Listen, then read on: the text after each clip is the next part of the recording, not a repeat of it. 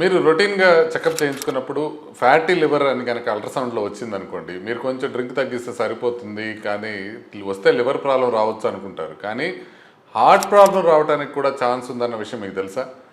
Non alcoholic fatty liver డిసీజ్‌తో గుండె జబ్బులు వచ్చే అవకాశం 64% పెరుగుతుందని స్టడీస్ చెప్తున్నాయి.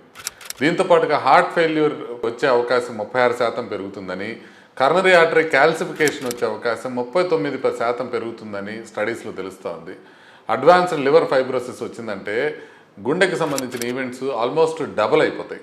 అసలు ఎందుకు ఇలా జరుగుతుంది అంటే, ఒకటి అథెరోజెనిక్ డిస్లైపిడిమియా అంటారు. స్మాల్ డెన్స్ ఎల్డిఎల్ అనేది పెరుగుతుంది ఫ్యాటీ లివర్ వచ్చిన వాళ్ళకి. దానివల్ల గుండె జబ్బులు వచ్చే అవకాశం పెరుగుతుంది. లివర్లో ఫ్యాట్ ఉన్న వాళ్ళకి ఇన్సులిన్ రెసిస్టెన్స్ పెరుగుతుంది. దానివలన ఎండోథీలియం అనేది దెబ్బతింటుంది. దానివలన రక్తనాళాల్లో ఇన్ఫ్లమేషన్ పెరుగుతుంది. మూడోది సిస్టమిక్ ఇన్ఫ్లమేషన్ కూడా పెరుగుతుంది ఫ్యాటీ లివర్ ఉన్న వాళ్ళకి. సిఆర్పి కానీ, IL-6 అని కానీ, TNF కానీ ఇవన్నీ పెరుగుతాయి. అంటే సిస్టమిక్ ఇన్ఫ్లమేషన్ పెరుగుతుంది. నాలుగోది ఆక్సిడేటివ్ స్ట్రెస్ అని ఉంటుంది. ఐదోది ఒక ప్రోథ్రాంబిటిక్ ఒక క్లాట్ ఫామ్ అయ్యే స్టేట్ ఏర్పడుతుంది.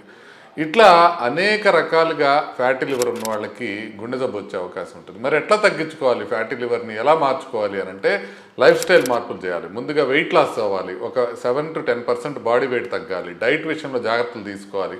మెడిటరేనియన్ డైట్ అయితే బాగా పనిచేస్తుందని ఉంది. అంటే ఆలివ్ ఆయిల్ కానీ, నట్స్ కానీ, ఫ్రూట్స్ కానీ, వెజిటబుల్స్ కానీ ఎక్కువ తీసుకోవాలి.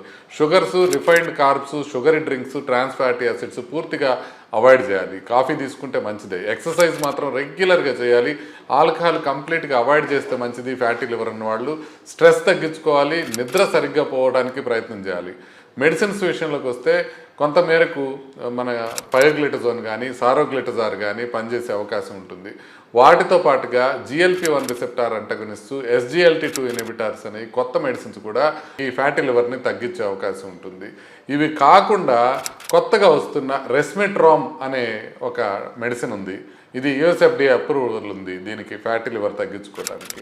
ఇదే విధంగా ఒబిటికోలిక్ యాసిడ్ అనేది కూడా మనకి ఫ్యాటీ లివర్కి తగ్గుతుంది అనేది ప్రామిస్గా తెలుస్తూ ఉంది. కాబట్టి ఫ్యాటీ లివర్ ఉంటే జస్ట్ లివర్కే ప్రాబ్లం కాదు, గుండెకి కూడా ప్రాబ్లం అవ్వచ్చు అనే విషయం మర్చిపోకండి. ఆ అవకాశం తగ్గించుకోవాలంటే ఫ్యాటీ లివర్ని నేను చెప్పిన మార్గాలన్నీ పాటించి తగ్గించుకోండి.